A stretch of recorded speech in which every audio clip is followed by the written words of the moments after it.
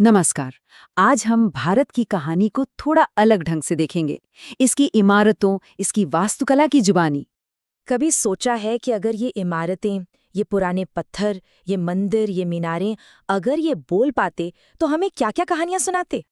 तो चलिए आज इसी सफर पर निकलते हैं और सुनने की कोशिश करते हैं आस्था, शक्ति और इंसानी जहन की वो महागाथाएं जो पत्थरों पर लिखी हुई हैं।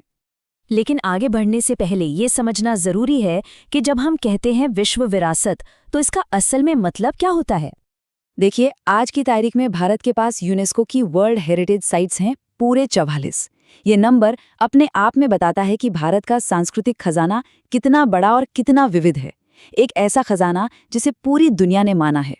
तो बात ये है कि ये सिर्फ खूबसूरत इमारतें नहीं हैं, यूनेस्को इन्हें कहता है आउटस्टैंडिंग यूनिवर्सल वैल्यू वाली जगहें। मतलब ये पूरी इंसानियत की धरोहर है और इनकी हिफाजत करना हम सबकी, पूरी दुनिया की एक साझा जिम्मेदारी है।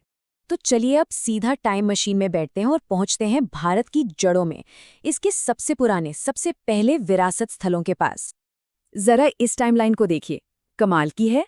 एक तरफ है भीमबेटका की गुफाएं, जहां 30,000 साल पुराने, सोचिए 30,000 साल पुराने शैल चित्र हैं जो हमें आदिमानव की जीवन की झलक दिखाते हैं। और दूसरी तरफ है सांची के स्तूप।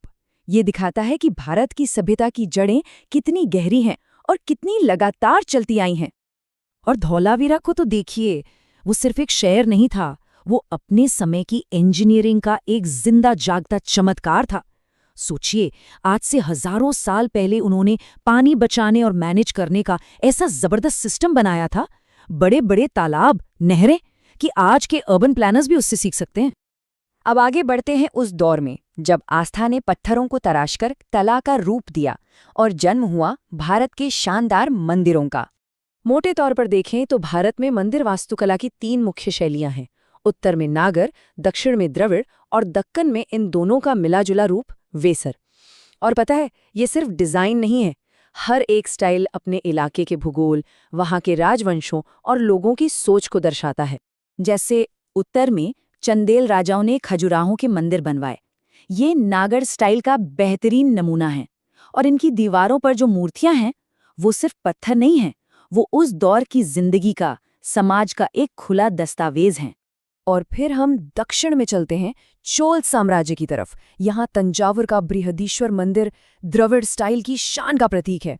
इसका जो 66 मीटर ऊंचा टावर है ना, जिसे विमान कहते हैं, वो ग्रेनाइट के एक ही पत्थर से बना है। आज भी सोचकर हैरानी होती है कि ये किया कैसे गया होगा।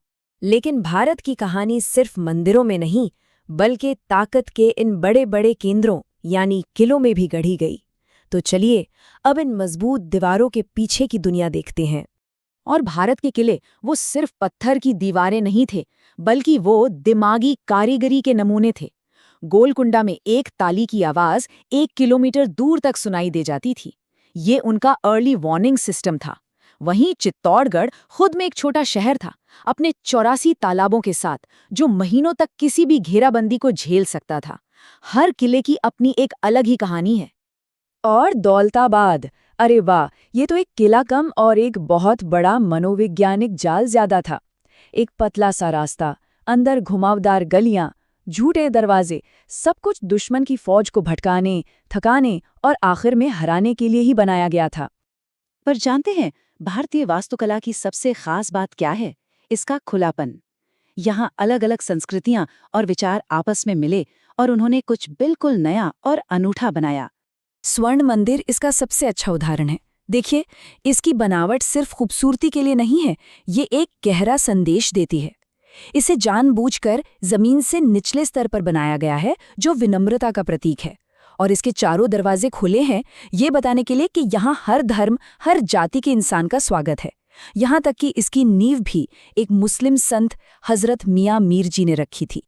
वहीं दूसरी तरफ इंडो इस्लामिक वास्तुकला में अक्सर शाही ताकत और शान शौकत का प्रदर्शन होता था।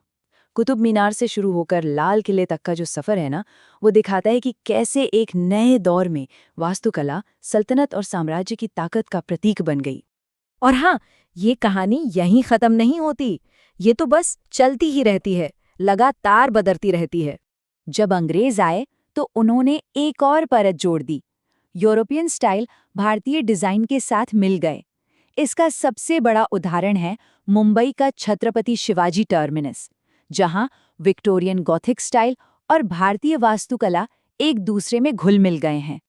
और फिर आज़ादी के बाद चंडीगढ़ जैसे शहर बनाए गए, जो भारत के भविष्य को लेकर एक नए नजरिए का प्रतीक थे। ले कॉर्ब्यूजिए का डिजाइन परंपरा से एकदम अलग था, एक मॉडर्न, एक फंक्शनल भारत की सोच को दिखाता था।